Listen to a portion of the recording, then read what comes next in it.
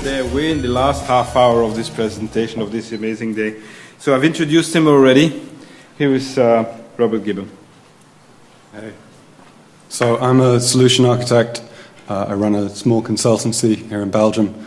We're a reseller for Cloudera and fulfillment partner for Cloudera and for MapR as well. So thanks for sticking around for my talk. So today I'm going to be talking about Belga news agency for whom we've put together a really nice solution. I hope the slides are going to come up soon. Okay. Here we are. So, as I said, I'm a solution architect. I run a small team here in Belgium, near Antwerp, in fact. Yeah, we've put together a solution for Belga. We call it the Big Content Platform. This is my team.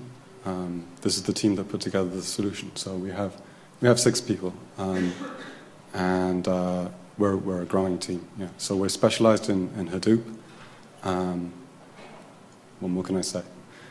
So the customer, Belga, they came to us because they had a problem. They see that the amount of data that they have to process, journalistic content, is increasing. It's constantly increasing.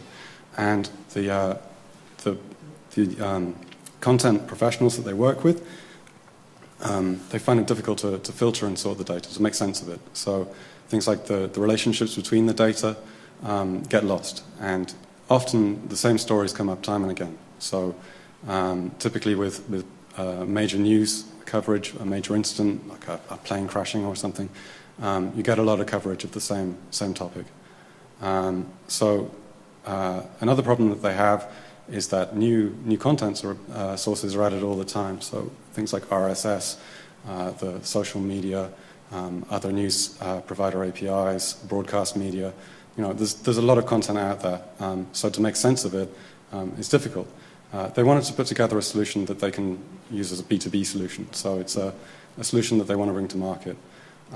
So for that, they need to obviously have strong isolation between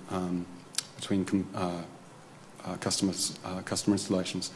They wanted a solution that would grow as the customer base grows, and you know, be a robust solution for the long term. They had a vision of, you know, real-ish time, sort of web time processing for the solution. So that was kind of our design brief.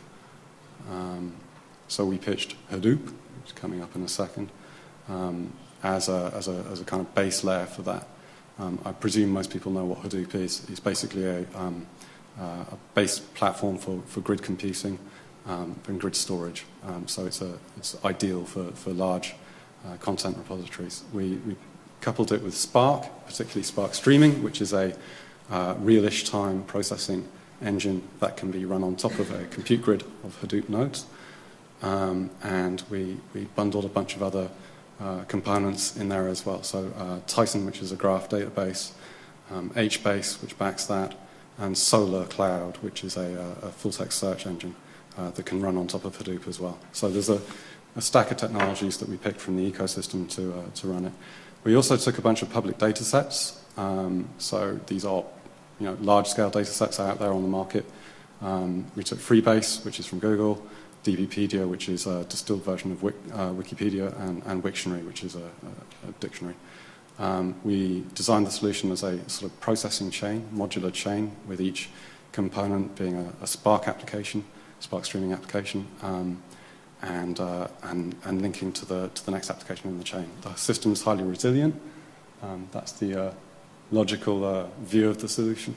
It takes both archive, offline content and real-time content. It loads it into HDFS. Yeah, it loads it into HDFS. Spark streaming is the back end, the backbone for the solution.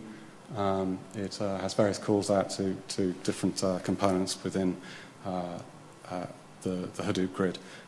We also deployed a number of the auxiliary components on Hadoop using Cloudera. So some of the roadblocks that we had developing the solution were around Freebase in particular is very verbose in terms of its content. Yeah, the slides are going pretty fast. The current status is it's ready to go. So it's in deployment planning and acceptance. There is still some ongoing works, but they're very minor. So we've built the solution. The remaining part is really around the front end, so the user interface and integration tier for customer installations. That work is still ongoing. And I think, yeah, the future plans are around broadcast media. So we're going to integrate capabilities to monitor news transmissions from television and radio. That's the kind of the plan. And that's our solution. So thank you very much for listening.